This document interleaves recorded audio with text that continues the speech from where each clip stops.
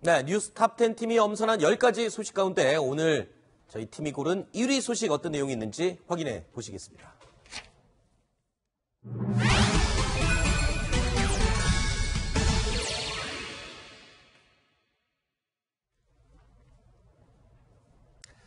자, 어제 한국으로 송환된 정유라 씨 곧바로 검찰에 압송돼서 조사를 받았고요.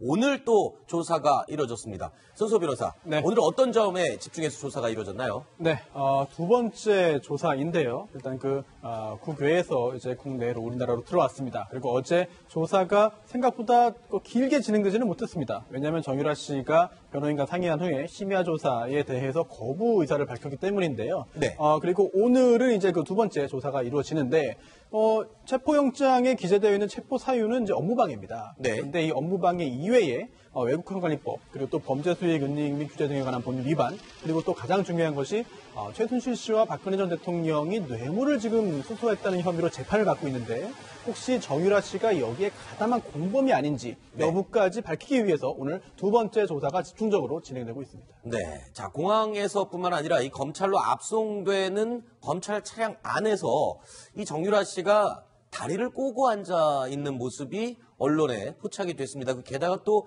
이 눈에는 서클 렌즈라고 하죠. 패션용 서클 렌즈까지 끼고 있어서 지나치게 여유 있는 모습이 아니냐 이런 지적이 나오고 있어요. 네, 일단 요즘 사람들의 세태를 반영한다 이런 얘기들도 좀 있고 네. 일단 오랜 기간 동안 준비를 했으니까 매우 당당한 모습이 보여질 것이다 이런 분석도 나오고 있습니다. 또 하나는요. 정유라 씨의 일이 대부분 자신의 죄가 크지 않다는 점을 미리 알고 있기 때문에 대부분의 일은 어머니가 저질렀기 때문에 자신은 괜찮을 것이라고 판단한 것으로 보입니다. 네. 자, 그런데 손수호 변호사님. 네. 어제 이 공항에서 있었던 기자회견, 이 내용, 인터뷰하는 정유라 씨의 태도, 말투, 표정을 보고 이틀째 지금 이야기가 이어지고 있습니다. 그런데 자, 검찰 출신 변호사께서 이런 분석을 내놨어요. 그러니까 변호사에게 철저하게 코치를 받고 여러 번 연습까지 한 것으로 의심되는 멘트였다. 이렇게 분석을 하던데 어떻게 보십니까? 네, 당당하고 자유분방한 그런 모습이 원래 성격 때문에 그렇게 됐을 수도 있고요. 네. 그런데 사실 사전에 준비하고 누군가의 조언을 듣지 않고서는 네. 여러 카메라도 있고 기자도 있고 이런 상황, 더군다나 수갑까지 찬 상태에서 네. 냉정하고 여유를 찾기는 쉽지 않습니다. 그런 점을 감안한다면은 누군가의 법적인 조언이 있지 않았겠느냐라고 네. 하는 생각을 할 수 있겠고요. 더군다나 그런 태도나 표정뿐만 아니라 앞에서 했던 이야기도 주목해야 되는데요. 내용도. 네. 이게 별 내용 아닌 것처럼 쉽게 얘기했지만 사실은 형식은 허술했지만 내용은 치밀하게 좀 준비한 것으로 보입니다. 어떤 부분이 제일 치밀했던? 네, 일단 나는 모른다. 네. 엄마가 했을지 모르겠지만 나는 잘 모른다라는 이야기를 했는데요. 이게 바로 범죄에 대한 인식이 없다. 즉 고의가 없다는 내용으로 바꾸어서 이해할 수 있습니다. 네. 이럴 경우에는 설령 모든 그런 범죄 행위의 수익, 혜택은 정유라 씨가 입었을지 몰라도 네. 그에 대한 그런 범죄에 가담한 것은 아니기 때문에 형사처벌을 피해 나갈 수 있거든요. 네. 그런 점까지 혹시 코칭을 다 받아서 한 이야기가 아니겠느냐라고 네. 하는 이야기가 법조계에 지금 있습니다. 자, 여기 동행 취재를 했기 때문에 어떻게 보면 물리적으로 가장 가까이서 정유라 씨를 지켜봤을 동정민 특파원. 어떻게 보셨어요? 정작 그 장면은 비행기를 같이 타고 왔기 때문에 내리느라고 못 봤고 화면으로 나중에 봤을 텐데. 네, 이게 손 변호사님 말씀대로 일단 치밀하게 준비를 했을 겁니다, 분명히. 네. 그리고 이미 소환을 자기가 될 것을 알고 본인이 사실상 선택을 한 것이기 때문에 준비는 했을 텐데 거기에 하나 좀 추가돼야 될 것이 본인의 감정이 아닐까 싶습니다. 왜냐하면 1월에 재판정, 올보르에서 재판정 때도 기자들과 만날 때 굳이 하지 않아도 될 엄마에 대한 약간의 증오심이라고 할까요? 네. 엄마가 시켜서 난 했는데 그동안 엄마와 나는 너무나 사이가 좋지 않았다. 네. 그렇기 때문에 난 억울하다라는 얘기를 합니다. 그 억울하다의 주어가 엄마가 잘못한 것을 왜 나한테 뒤집어 씌우냐 이런 느낌이거든요. 아하. 어제도 계속해서 엄마가 시킨 대로 했고 나는 전공도 모른다라고 얘기하는 것들이 모두 다가 엄마가 시킨 대로 나는 대학도 하기 싫었고 승마도 하기 싫었는데 결혼까지 반대했던 그 엄마에 대한 증오심의 그 감정이 표현된 것이 조금 더 길게 인터뷰를 하게 된 원인이 아닐까. 아하. 예, 치밀한 준비와 엄마에 대한 약간 불만, 증오심이 좀 담겨 있지 않을까. 그렇고. 어머니 최순실 씨는 계속 재판장에서 지금 딸을 감싸고 있지 않습니까? 그렇죠. 전혀 대비되는 모습입니다. 네.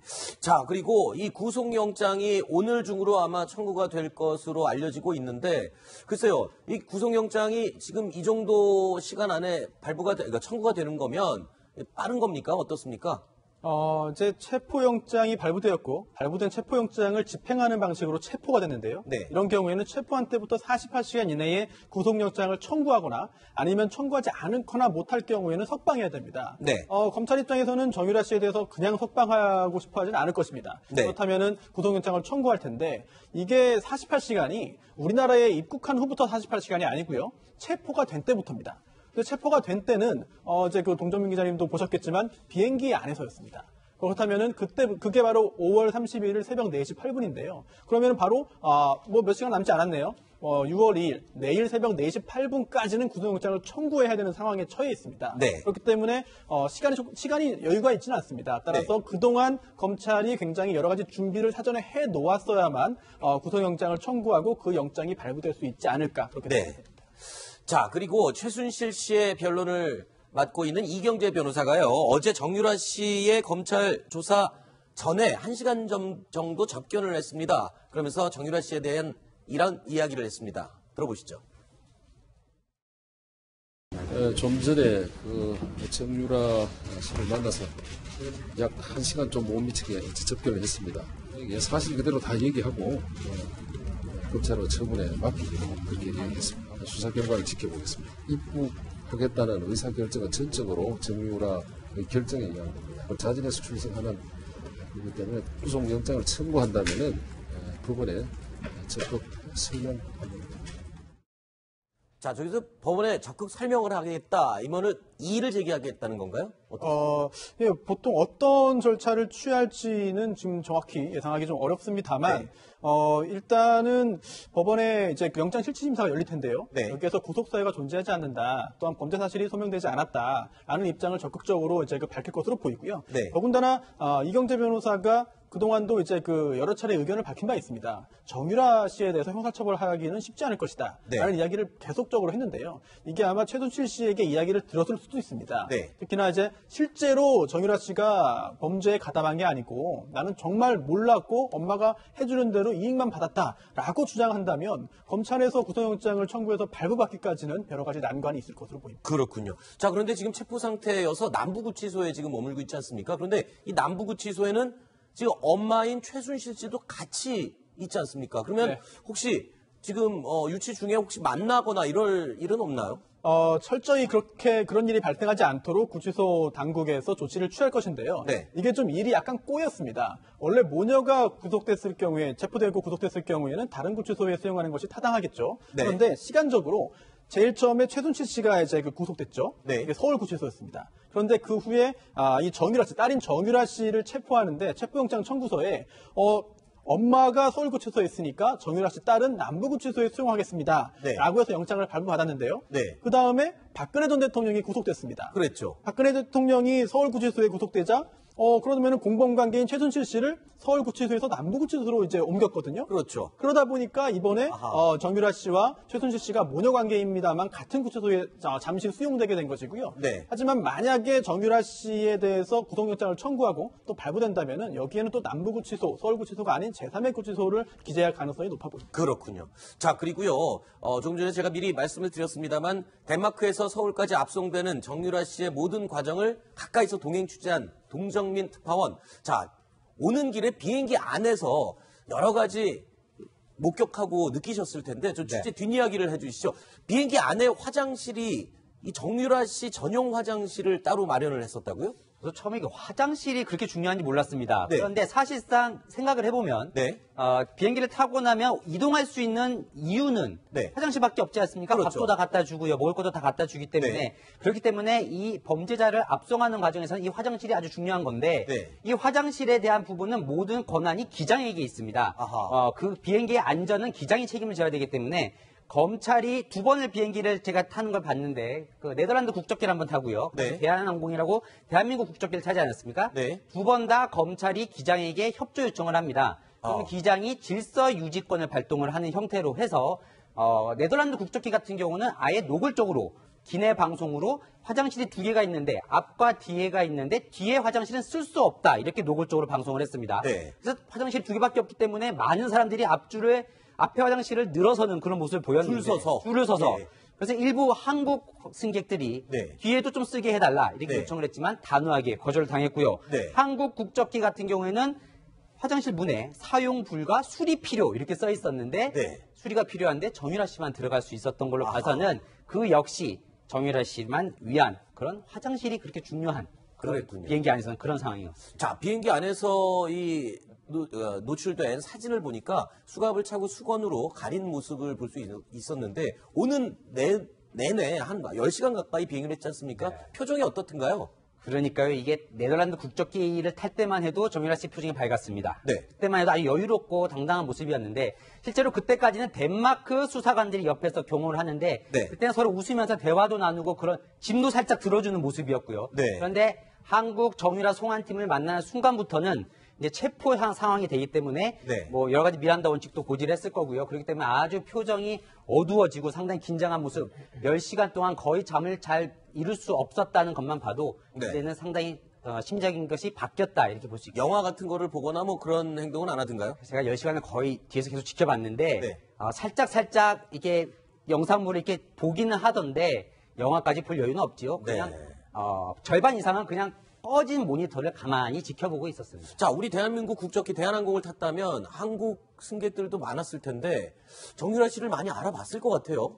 이렇게 보면 될 것 같습니다. 한 절반 정도는 이미 정유라 씨가 그 비행기에 타고 있는 것을 알았습니다. 그렇기 네. 때문에 비행기를 승객과 같은 통로로 타지 않고 따로 활주로 해서 별도로 탔기 때문에 대신 그 대기하는 곳의 창문을 통해서 그 진입하는 모습을 볼 수 있었습니다. 많은 사람들이 창가에서 사진을 찍는 모습을 볼 수 있었고 그러나 내릴 때는 거의 모든 승객이 알고 있었다 이렇게 보면 될 것 같습니다. 네. 사람들이 삼성공을 지나다니면서 저기가 정유라가 있다라는 얘기를 곳곳에 모여 있었고 아하. 특히 정유라 씨를 보기 위해 맨 뒤 화장실을 왔다 갔다 하는 승객들도 많이 있었습니다. 아하. 그 보러 오는 승객들을 좀 의식하거나 뭐 그러진 않던가요, 정유라가? 정유라 씨가요 이렇게 창밖에 이렇게 멍하니 앞을 보긴 했지만 사람들을 아주 적극적으로 쳐다보는 모습도 보였습니다. 아, 그래요? 그러니까 사람들이 관심이 있다는 것은 네. 정유라 씨를 충분히 느낄 수 있었을 텐데 경호원들이 송환팀이 워낙 뭔가 가까이 오기만 일어서서 약간 네. 제지하는 모습을 취해서 승객들이 이렇게 가까이 접근하기는 쉽지 않았습니다. 네. 자, 그런데요, 이 정유라 씨 어제 기자회견에서요, 이런 기자들의 질문에 체류 비용, 자, 몇 개월, 수개월 동안 해외에 머무는 동안 그 체류했던 그 비용을 어떻게 한 거냐라는 물음에 이렇게 답을 했었죠. 들어보시죠. 덴마크에서 그동안 오래 버텼는데 귀국 결심한 이유는 뭡니까?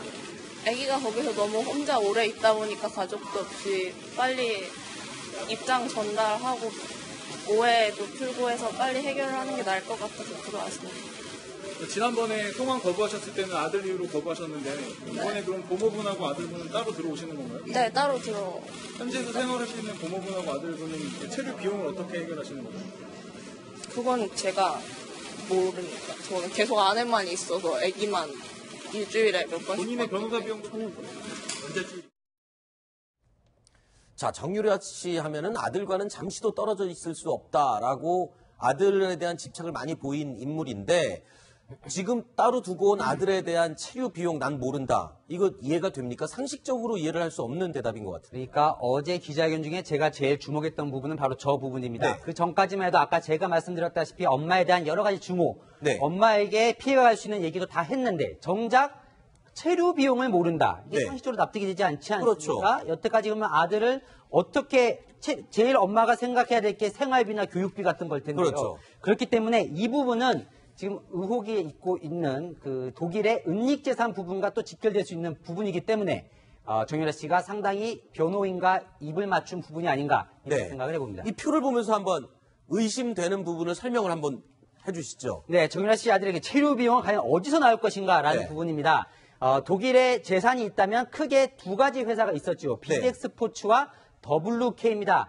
제가 비덱스포츠의 대표인 캄프라드 대표와 지난 1월에 단독 인터뷰를 했을 때 캄프라드 대표는 올해 1월까지는 내가 지원을 하기로 했다라고 얘기를 해왔습니다. 그러니까 최순실 씨에게 비덱스포츠를 돈을 주고 살 때 그 부분은 어느 정도 계약에 들어있었다. 네. 그런데 지금 이미 1월에서 지금 5월까지 온 상황이기 때문에 그동안에도 비덱스포츠가 계속 돈을 댔을 것인가? 캄프라드 대표는 당시에는 1월 이후에는 내가 지원하지 않겠다라고 얘기를 했거든요. 네. 그런데 그렇게 되면 과연 돈이 나올 데가 없습니다. 엄마는 네. 이미 감옥에 가 있고요.